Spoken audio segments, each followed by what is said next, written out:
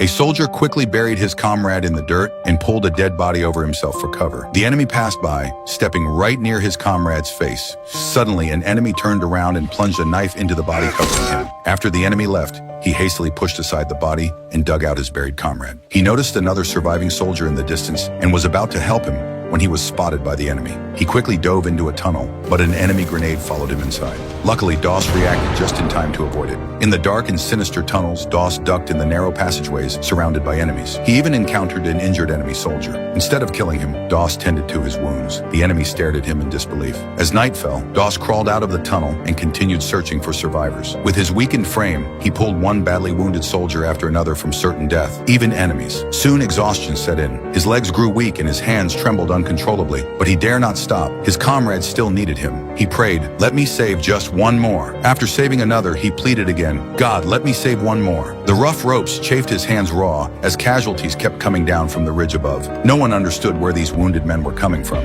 They only knew there was a lunatic up on the hillside saving lives nonstop. The captain watched in disbelief and asked who this lunatic was. The answer he received, Doss, the same inexperienced private he had mocked earlier. By dawn, Doss found his wounded drill sergeant, while enemy troops continued to sweep the area. He grabbed the man's weapon, which the sergeant thought was for target practice, but instead Doss wrapped it in a cloth and motioned for him to climb on.